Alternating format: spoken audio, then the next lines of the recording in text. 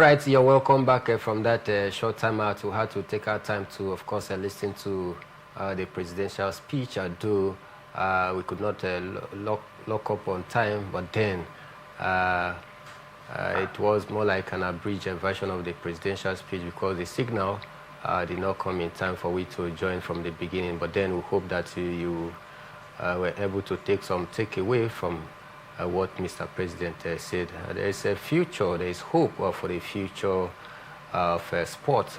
You listen to Mr. President make reference to that as well. And of course, we hope that brighter days is ahead for us. Let's head back to the crux of the matter as we are still trying to dissect the gains of Nigeria in the world of sports in the last 65 years. And we have Basi Biatisoho back on the line.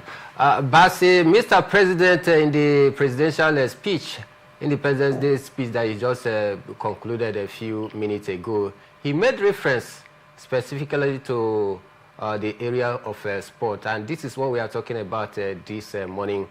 So it looks as though Mr. President also has a very big dream for the world of sport right here in the country. Yeah, we hope that, you know, the words are not just words of hope, but words of action. We hope that, you know, his intention, just like he has read, shouldn't just be to make up a presidential speech on October 1st, but he should move beyond the pages of paper and then, you know, get to action, because sport is action, and it's not just really about the tricks, and of course, the statements that come from those that should be turning things around. But let's believe that, you know, it's never too late to begin an information. And just like we said earlier on before, you know, we joined the presidential speech or broadcast. You know, it's at 65, we shouldn't be where we are, and that's the truth about it.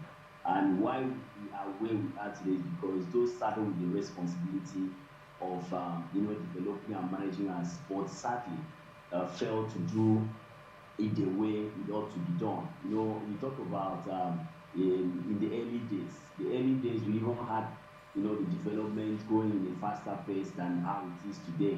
It seems like, you know, everything is slowing down at the moment, and the more we keep slowing down on proper management of sports in the country, the work we are getting when we go for international meets.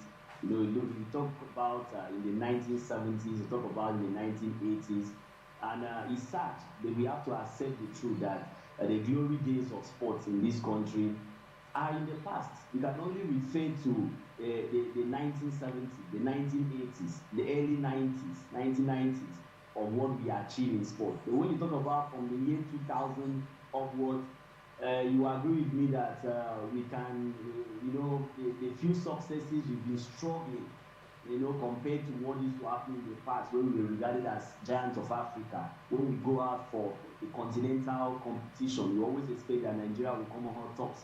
But even today, in regional competitions, we are struggling. You know, in the continental competition, we are struggling. And we go for a world competition like we just went at the World Athletics, and we realize that we just went there to be part of that competition, and nothing really came out apart from, you know, Toby Amosu got a silver medal. That was not the story of Nigeria in the past. It means that there is a problem. There's a disconnect from what used to happen in the past when serious-minded, selfless leaders were in position of managing our sport, compared to the crop of administrators we have today. That we go for competition and we have more administrators, you know, fighting to be part to go for the competition for jamboree,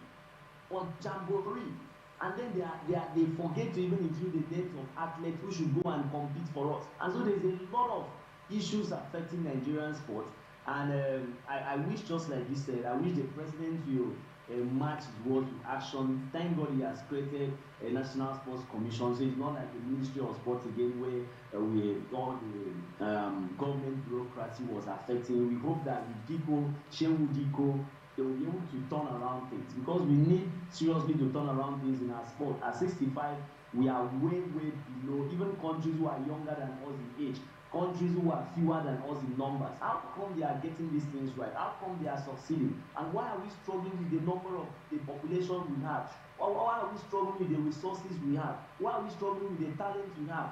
There is something wrong at the center. There is something wrong at the head. And so if the head does not change, if there is no commitment from that side of the things, it won't trickle down to the bottom side where talents are discovered, not for political reasons, not because of where you come from, not because of the name you're answering, but because you can go to Kano and pick up an Abdullahi, you can come to the south and pick up a Basi, you can go to the east and pick up an Amadi, you can go to the west and pick up a Shebun, and these are the people who will represent Nigeria, and not because of ethnic sentiment or political reason.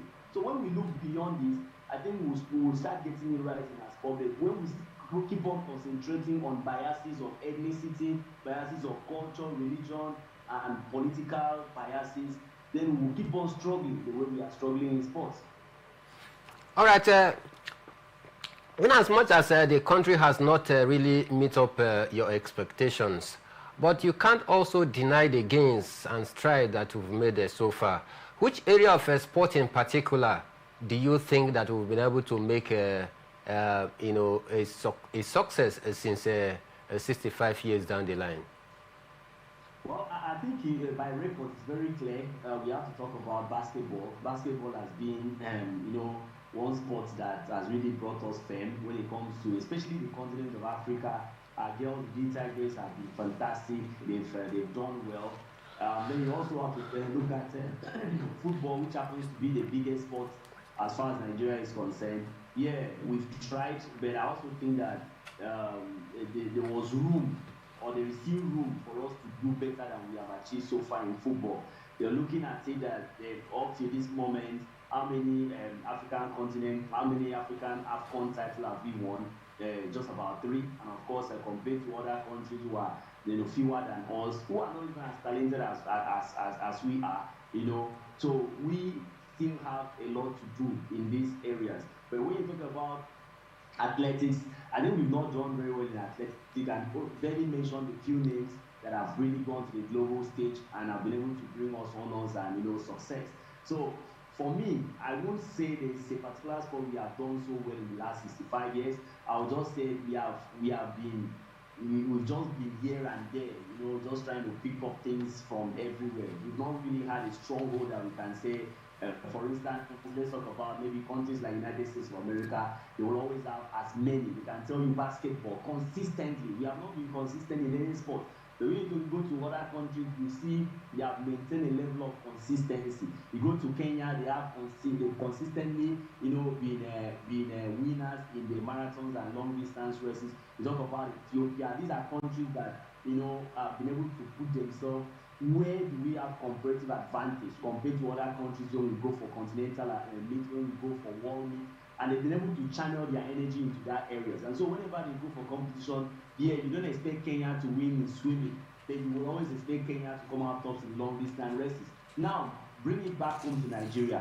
Which area can we really say you don't expect Nigeria to do well here, but you expect Nigeria to do well there? So you can't actually say there is a sport that we can all clap our hands and say, yes, we have owned this sport at the global stage. We have owned this sport at the continental stage. No sport like that. We've just been trying, we're struggling. So I think it's time that we sit back, look at the area of comparative advantage. Like Kingsley talked about boxing. Here we have boxing greats. Talk about the Hogan Bassis of this world. Talk about the Samuel Peters of this world. Talk about those who have put us at the global stage when it comes to boxing. That before now used to be an area we can beat our chest and say yes, we can go as far as getting our names or getting a space on the podium. But it's not the same. I talk about from the 2000s. From the 2000s, we have declined, we have derailed. We don't even know what we are doing. It's more about like jamboree whenever these competitions are done, especially in football. You see all the NFL staff and officials, all of them must have hotels and reservation and spaces.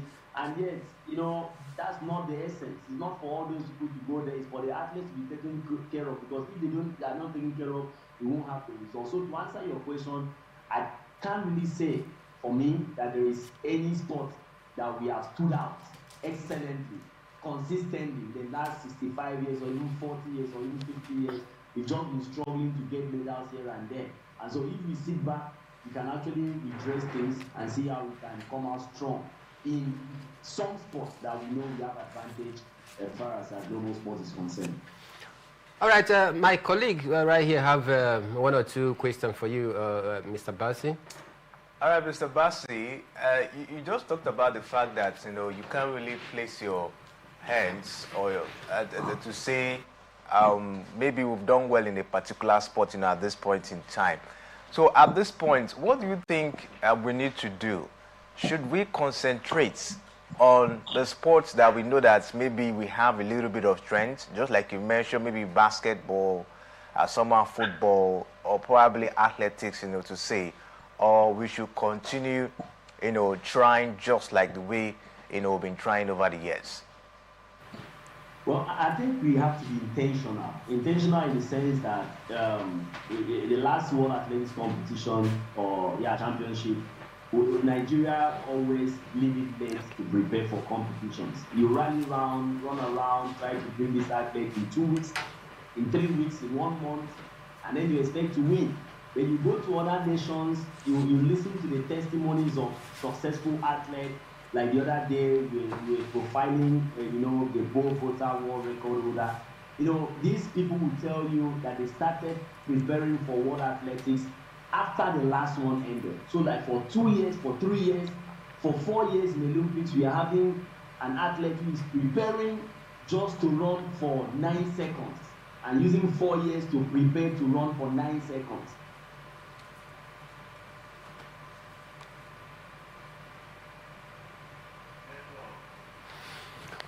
All right, we are facing some network challenges, but then we hope. Okay, it's like, all right. Are you back with? Okay, Bassi is back. Yes. Yeah, so the administrators are not even ready to support an athlete to prepare for a competition for 2 years, to prepare for 1 year, to prepare for 4 years. It's always the issue of allowances, preparation. How will they keep the athletes in camp for that long and all of this? See, it's garbage in, garbage out. That is how sport is. You cannot get what you have not sown into. And so, yes, what can we do? I think the way we can get it best, like I said earlier on, is for us to go back to the grassroots and try to develop this sport devoid of political coloration, devoid of ethnic coloration, devoid of religious coloration. Let's just see what is the strength of Delta State in sport? What is the strength of Lagos State in sport? What is the strength of Ogun State in sport? What's the strength of Rivers State, of Akwa Ibom in sport? Can we push these things to these people and see how we can develop this talent from the state level, from the grassroots level, what we call National Sport Festival? We use it conscientiously to bring out athletes that we can now form a team at the national level and say we have a national swimming team, we have a national badminton team, we have a national volleyball team, and then we try to fix these gentlemen, these sportsmen into camp for 1 year. Yes, you need to use money to get. Look at some of our athletes living in the country. They are living in the country because they are going to where their talent is valued. You need to bring these people together. You need to put them in the camp for a year, for 2 years. Bring out the money. Do we have the resources? Yes, you can pay them, you can maintain them, you can sustain them.